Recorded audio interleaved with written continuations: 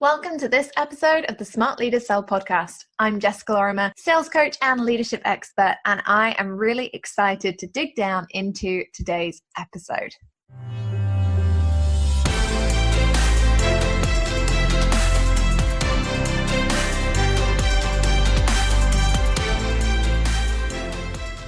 Okay, I am super excited to introduce you guys to the lovely Tammy Fink. Welcome to the podcast. Thank you so much, Jessica, for having me. I really appreciate it. I'm excited to have you here. So you are part of the Poddy community. You are somebody who already listens to the podcast. And it's always really exciting for me to get to connect with somebody that actually listens, because I'm like, oh, what do you think? And, is it okay? So I'm glad you're here, because it means that obviously you think it's okay and you want to get your question answered, which are all good things. It's really cool. And like, you and I, we go for walks every day. I'm loving it. Now when I'm recording, I'm just going to be like, so me and Tammy just hanging out, doing coffee. Right. I appreciate that. And there are so many times I can't tell you that I feel bad for all the other listeners, because I'm pretty sure you're talking directly to me.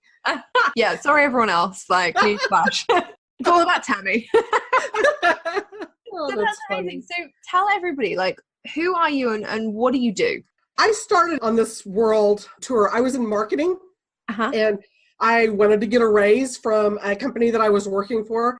And I found a printing job that wanted a graphic designer. And so I thought, I should be able to try that. And if this college thing doesn't work out, then I can always fall back on the whole graphic design deal. And so I jumped into that, took that position, worked my way up. I was a corporate designer. And then my husband relocated us. And in 2004, I started my own company. And so I started doing graphic design. The company that I had been working for as a corporate designer, they kept me on for a year while they replaced me. Amazing. And in that time, by the time I had come around and they had me replaced, I already had a customer base, East and West Coast. I had gone international. I had done all of that within that first year. And that was really exciting. And so I kept working. I had decided I was completely unemployable. I could not go back into the workforce. After working in your pajamas, you just can't go back. Doesn't happen.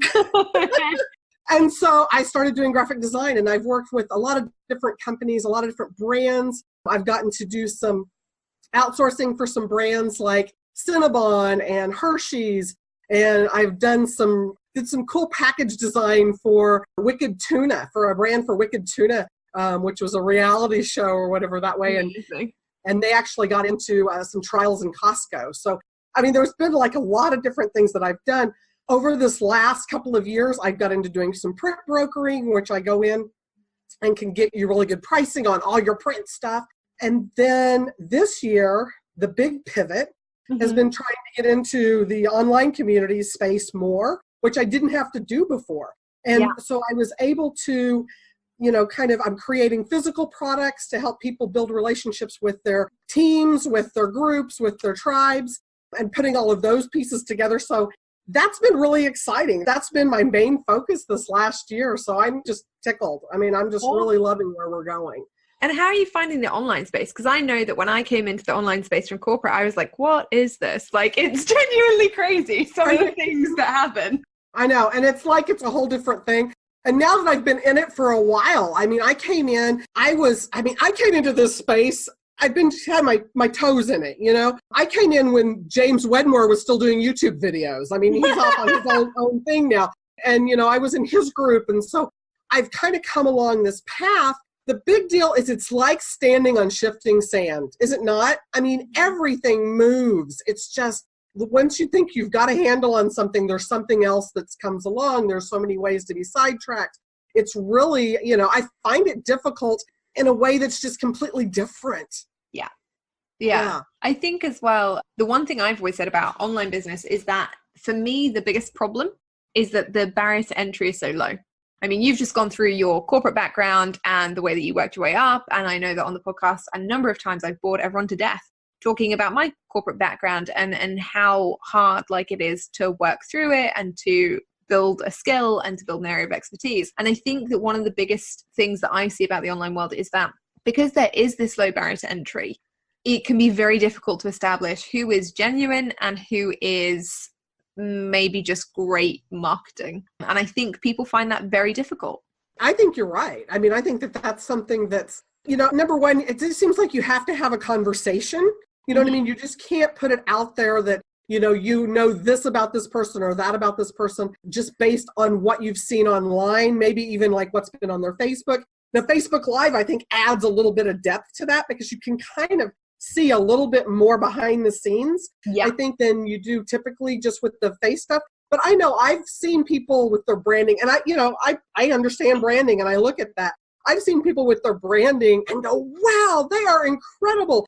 And then I've met them or I've seen them and like, okay, you don't look anything like your picture. Your brand isn't on, you're not anything like that. You know what I mean? Yeah. And that's really hard. And I know, they say don't judge the package by the cover, but when that's all you've got to look at, that's important and it needs to match.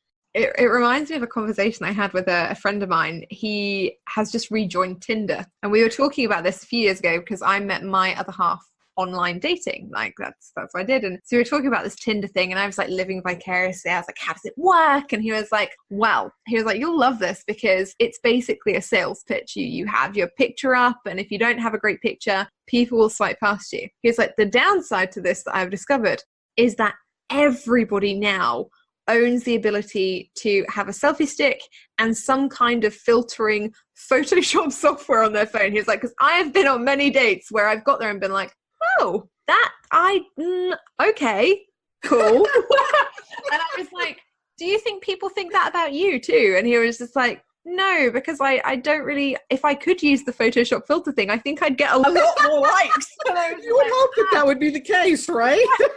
So I think it is really interesting. I think it's because the online world has shifted so far in terms of everyone, when I started out like 4 years ago, everyone wanted the pretty brands, the, photo shoot in Paris. And that was the epitome of success. If you had that, then you were successful. And now it's gone to, okay, we want real, raw and authentic. And it's that kind of seismic shift you're talking about. So now everyone's like, okay, great. I'm going to rock up in my pajamas and, I'm going to show people what life really looks like when I'm hanging around in my Ugg boots and just trekking around the farm or whatever.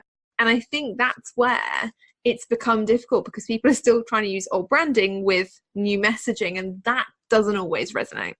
No, and I think you're exactly right with that. I think that definitely shows. I love the analogy, with the dating thing. I tell everybody I bought my husband on eBay. So, I got that whole, guarantee and that whole deal with that. But, you're right. I mean, it is that kind of perspective that you're looking at and you're comparing what with someone. But I'll tell you, I have been, I think, one of the greatest compliments. I went to a live event in Austin a year ago this fall and was there. And when I came into the bar, the mixer the night before the big event and all of that, people came up to me and was like, oh my gosh, Tammy, you're just like you are online. And I thought, that is just, they couldn't have said anything better. They couldn't have put me up in a limo and it had any better effect on me because that was amazing right there. And I absolutely agree. That's brilliant. Yeah. I think it's always funny when I turn up to an event, people, the one thing they always say to me is, you're so much shorter than you look on video. And I'm always like, yeah, it's because video, you only see my torso, you don't see my stumpy little legs. No, see, and I always think just the opposite. I think, oh, you're so small on my screen. You are much bigger in real life. Well, there you go. If you ever meet me in real life, you will not be disappointed because I'm short. See, it's just the bar's here. The bar's here. Amazing. So tell me, what is your question today? How can we help you on the podcast? Well, this is actually exactly where some of my issues and stuff on. I've been selling my graphic design services to marketing agencies and web development companies and print shops. And I love that. I've been doing that for, over a decade. And now I'm switching my focus to working with coaches and authors and trainers and membership development sites and all of that. And I'm finding it difficult to stay in my lane. I'm wanting to, I know I want to move forward because one of the problems with graphic design is once I step out from behind the computer, I'm unemployed. And I really want to make that transition where I need to have that. Well, originally the idea was, build a product and people will just swarm and, all of this. And then all of a sudden you find you're doing product management and you're having to promote it and you're having to do all these other things. And it may or may not even be working. It may not even be something that people want, when you're out there. So I guess my question is, how do I stay in this lane, quit drifting back to the, yes, I'll do your logo design for you, or do I need to do packages? I mean, there's so many things. How can I make this transition easier, more productive, more efficient, more profitable? So all the P's. So I think the first thing is, and it's really interesting that you're like, how can I stay in my new lane? And I agree with that. But also I'm like, what's bringing you money now? And it sounds like the marketing and print stuff is still bringing you money. So my advice would be, why don't you still land that stuff, but just outsource it? Someone else does the actual design piece. You still get a percentage of the profits, which leaves you comfortable cash-wise to actually focus your time on building up the new lane. Because like you said, you know, if you're not behind the computer, you can't make the money. I think you can.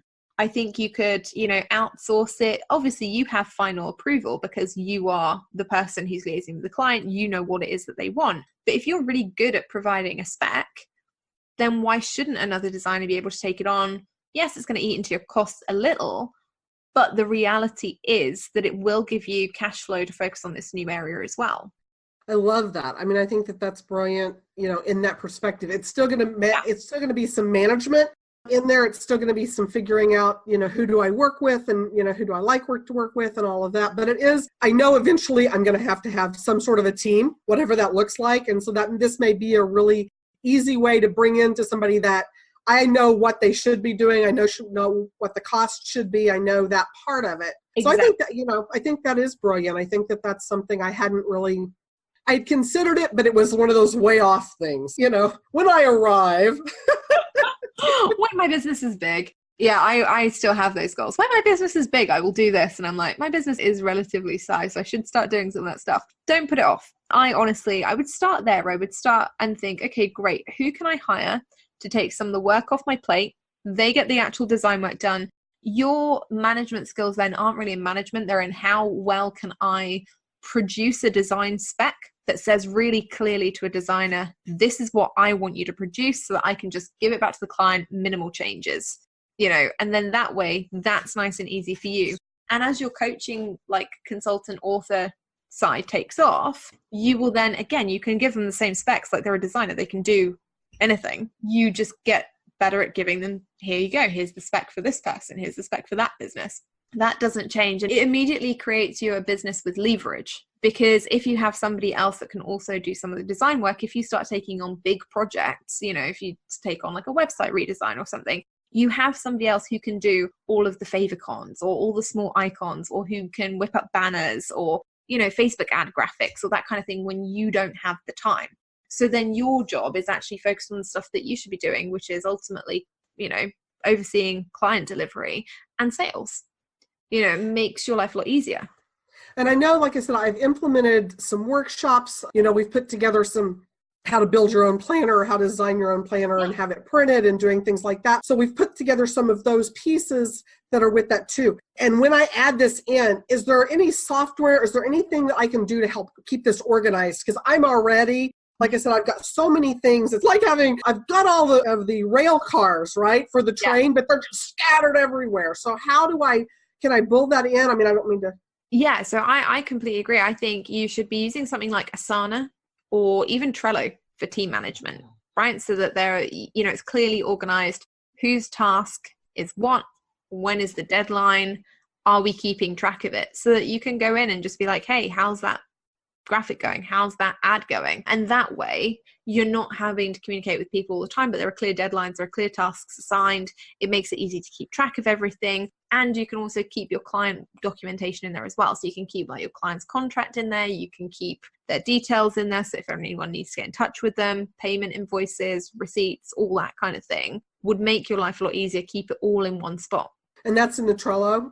Well, Trello, you'd have to set it up. So you'd have to do specific things with the cards, and you can integrate it with Zapier to make sure that it all links. But Asana is something that would do that, or even 17 Hats. You can use things like that. 17 Hats is more on the client management side, but Asana is specifically a project management tool. So it is designed for you to bring your team into. They can see exactly what's going on and check off to-do lists. I think that would be helpful.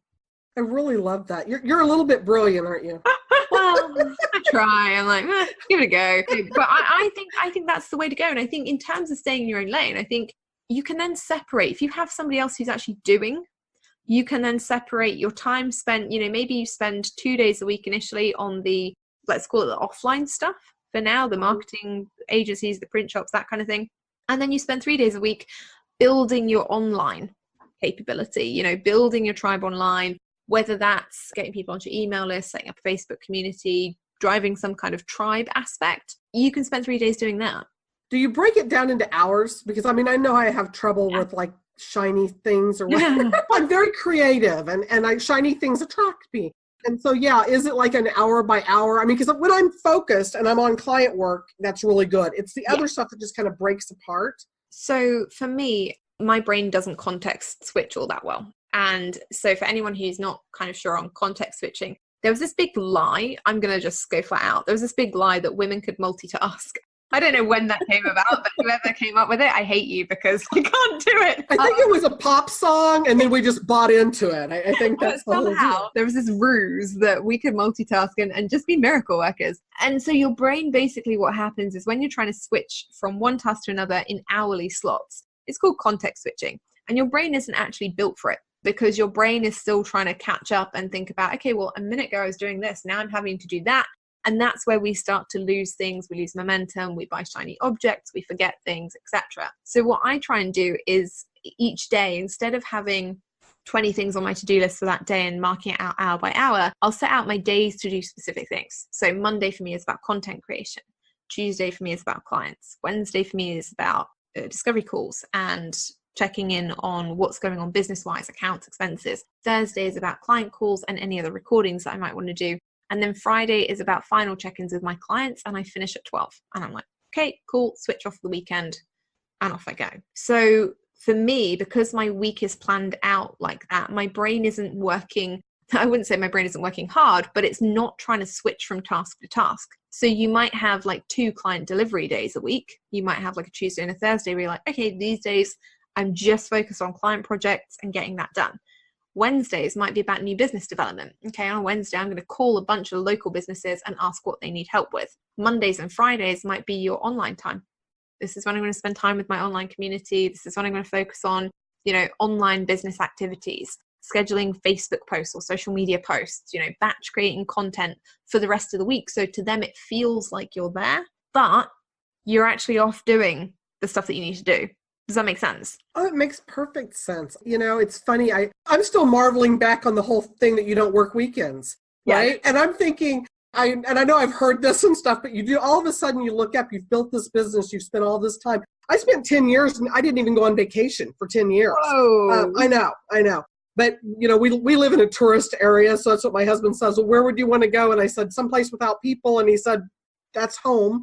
So why do you need to go anywhere? But when you're building that, all of a sudden you look up and you're thinking, okay, my fantasy was not that I would work weekends. There was no part when I was quitting my 9 to 5 did I say, oh, and let me work nights and weekends. That's what I want to do. And here we are. I can't, it's hard to shut off. It's hard to make that switch. So, I'm completely relating to what you're saying.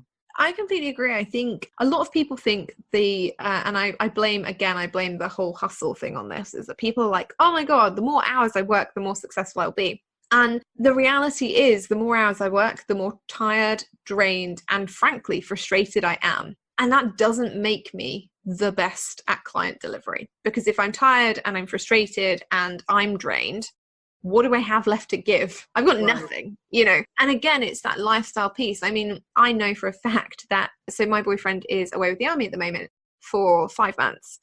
I know for a fact that if he got back in December or January and I was like, okay, cool, it's really great that you're back. It's lovely that you're here. I'm just going to sit over here for 20 hours out of the 24 of the day. I'm just going to do this, but you're so important. Like, please stay with me forever. We can't expect life to work like that. And I think we have this unrealistic expectation of ourselves that if we work 16-hour days, the success will come sooner. And the reality is, if you work 16-hour days for so long, you're going to burn out and you'll have nothing. So why not set up the business that you want versus the one that you feel like you should have? Your problem, for example, or not problem, but your experience around not taking time out can be solved pretty easily by paying somebody else to be like, okay, cool, you go do that job. I will take this time out. When I'm back, I will pass it on to the client. And that's it. That immediately frees up 3 or 4 hours for you. Done. Yeah. You know, you could also schedule it so that you can manage client expectations. I say this to my clients a lot. I'm like, look, you've got to tell people what you want them to do. And when they work with you, it's a relationship about mutual respect. So I always say to everyone, if you contacted me, I will get back to you Monday to Friday within 24 hours. Right? So if you send me a message on a Monday, I might not get to it on Monday, but by Tuesday, you will have a response. If you send me a message on a Friday, I'm not going to get back to that until Monday. So plan your week accordingly, right? If you have something that's super urgent, don't leave it until 4 o'clock on a Friday because I'm not going to be here. If it's super urgent, it will be still super urgent on a Thursday night, a Friday morning, it will still be there, you know? So I think you kind of have to train your clients as well to let them know, this is when you'll hear from me. If you don't hear from me, you don't need to panic. It's not that we're not working on your stuff. It's just that we're busy working on your stuff. When it's done, I will tell you. You'll be sent a first draft by this date. You'll be sent a second draft by that date. You'll be sent the final product on this date. This is what we need you to do. You need to provide your revisions by this date, then revisions by that date. And then when it's finally produced, you need to sign it off. And then you're applying all of that, organizing all of that within your software with the Trello and Asana and all of that. Okay. Yeah, exactly. Because and I can see everyone knows where they stand. And then that way you say to your team, look, I don't work weekends. If you choose to, absolutely, go ahead, knock yourself out. But I don't. So please don't work on my stuff over a weekend, because if you have a question, I'm not going to get back to you. Right. And then that way they know, oh, great, well, I can take the weekend off. And you start the business, like you build or you help them to shape their business instead of being like, oh God, I've got to work on Tammy's project at, on a Sunday, 8 o'clock at night. They're like, I'm going to get that done on Friday because then it's done. I can take my weekend. Tammy's going to check in on Monday anyway. So whatever. Yeah. I love that. Yeah. And I think that that's definitely this online space, like I said, you don't really get that, get that feeling even on, if a brick and mortar or anything else, there's going to be certain things that that you're expected to do. And so as we are creating this, I think that makes perfect sense to be able to create the lifestyle along with it. And I think that's one of the things that I missed early on was what that lifestyle, it was about the hustle. Like you said, it was about the hustle. Faster, the more, the bigger you could do, the more successful you could be. And I mean, and after all, I was a graphic designer. I didn't starve to death. A lot of them do, So, I mean, I have to have that, but I hustled. I didn't sit around. But you have, this is the thing for me, when people come from corporate or from building a previous brick and mortar, I'm like, you've already got a ton of skills. You didn't die then. You won't online. You've already put, as Heather Gray would say, your reps in. So the reality is the online space isn't any different. It's just that we treat it differently because I think we have been, as a society, we've been indoctrinated into this instant gratification lifestyle. And that's what social media is. Oh my God, if I'm not on social media on a Saturday and someone wants a sales coach, I won't be there to put my name down. Right? The likelihood of me wanting to work with somebody that on a Saturday has realized, oh crap, I need to do something about my business is they're not going to match my ideal client anyway, because my ideal client would have thought about it on a Monday or a Tuesday and by Friday have been booking calls to talk to people. So I think, you have to start looking at what do I want life to look like? And if I want to take time out on weekends, when I'm in corporate, was I sat there with my BlackBerry on a Sunday afternoon being like, oh, sure, let me reply to all these emails? No, because I wasn't being paid for that. Right. You're not being paid to work 24/7. So don't, because you'll just burn yourself out. Well, and when I started, I really thought the hardest part of being an entrepreneur would be I'd sleep till noon every day. You know what I mean? Like, oh my gosh, I'm going to sleep. The alarm's not going to go off, so I'm just going to sleep till noon every day. And it's really not. It is the turning off. And I never even imagined that would be an issue. It's so funny because people, whenever I take my phone to events, people always laugh at me. They're like, oh, are you checking Facebook? Are you doing this? And I'm like, no, because I don't have Facebook Messenger on my phone anymore. And the only thing I have on my phone is emails. So my notifications are always off. So when people message me on Facebook or whatever, the reason it goes unanswered is because I just don't get it. Unless I'm on my desktop and I'm logged into Facebook, I don't see your message. It's nothing personal. It's just I don't see it. And I switch all my notifications off. The only thing that pops up on my phone is WhatsApp. Yeah. Hey, mum wants to talk to you. Hey, Sam wants to talk to you. Because those are the only things that in my day-to-day life I want to be interrupted by. Otherwise, I'm assuming that I'm working on a project or I'm working on something else. And so actually, I don't need to be disturbed by everything else that's going on in the world, because that doesn't matter to where I am right now. Yeah. I can see that. But, like I said, I think as up to this point, everything's integrated. I mean, we shut off. We do have rules, in our house. When, it's 10 o'clock or whatever time that is, we take a couple of hours, we're unplugged. I don't take the phone to bed. I don't check it. We don't have any of that kind of stuff at all going on. We watch TV, we relax and do our thing, but we do have that shut off point. So we do have some limitations. It's just not to that degree. I don't shut off at, 4 o'clock on Friday, but I'm married to a potter who works and his schedule changes 3 or 4 times a year.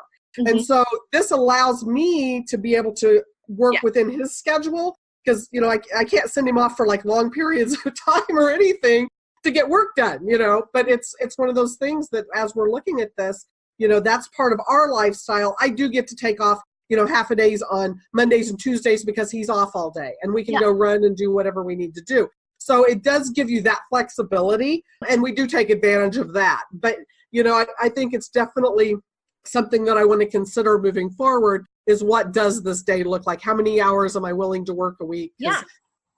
I'm willing to do whatever it takes, and sometimes that can be too much. Exactly. Because the more you try and do, sometimes the less objective you can be. I mean, one of the things that my business I've always looked at, because my partner has such an odd schedule. Thank you to the army for that. You are wonderful. And thank you for his service. You know what I mean? That is really amazing that he does that. And I think I probably won't tell him because his head's quite big already. Like, but no, it's one of those things. He's very grateful when people say, that they're grateful and stuff. But he loves doing it, and that's his passion in life. But I mean, one of the things I've always done, because his schedule is so uncertain, is plan the business around it. I know when I'm going to launch something, so I know that launch week will be really busy. After launch week, I'm really introverted. I need some time to just kind of go back and do my own thing. And I will always take a week off. No social media, no clients, no commitments. Just I can sit, watch Netflix and do my thing. Now, you might choose to look at your business in 2019 and go, okay, great. So I want 2 weeks of every month for client delivery. And I want 1 week every month where I'm just not doing anything.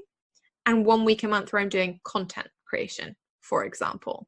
And you batch create your content for the whole month. You have 2 weeks of client delivery. You have 1 week where you just spend it with your husband. You're just off. And so if his schedule changes, it doesn't matter, because you can just go, okay, well, I'll have my week off then, and that makes it easier as well. So you can always be flexible like that if you prefer, and then even if you don't go away on vacation, you've got, a week to sit at home, watch more TV, go for walks. and I think 2019, that is something that I've really started focusing on now is, let's plan 2019. I know that's a novel idea, but instead of being all tied up in the wishful thinking, let's actually plan something. Yeah. Right? Make it happen. If it's not in the diary, it doesn't happen. I love that. We'll meet again at the end of 2019 and see what that looks like. So does this all help, my love? Oh my gosh, so much. And I really appreciate your time and looking at this with me, because tearing it apart, I mean, again, on the online space, you really have to have the support. You really have to have people who understand the journey. Yes. You know what I mean? Because there's just so many ways, of so many trails with this. So I really appreciate you sharing your journey with me. So you're so welcome. That really helps. You're so welcome. So where can all of my coaches, consultants, authors, speakers, trainers, etc. find you? Where can they find the wonderful world of Tammy? Hey, if you've got people, I want you to be able to jump on to Blue Water Designs, and that is with an S.biz. And we've got all sorts of different ideas and stuff for you. I've got plenty of ideas. You have no ideas, I got all of them. So, we'd happy to jump on a call with any of your listeners. Amazing. Well, if you are somebody who's thinking about planner design, journal design, graphic design in general, make sure that you head over to bluewaterdesigns.biz and you can go and hook up with Tammy. It's been such a pleasure having you on. Thank you so much. Oh, thank you for having me. I really appreciate it. I love listening to you. So Yeah. we'll walk this week. We'll talk. I'm excited. You can walk and talk with me, double me. Like double you in stereo. So there you go, guys. If you've had an awesome time listening to this episode today, I have had an awesome time recording it. We will be back on Monday. It's a very, very special week over the next few weeks because we've got 6-figure success series, woo-hoo, and all of these exciting things. So please keep your eyes peeled and we will see you soon.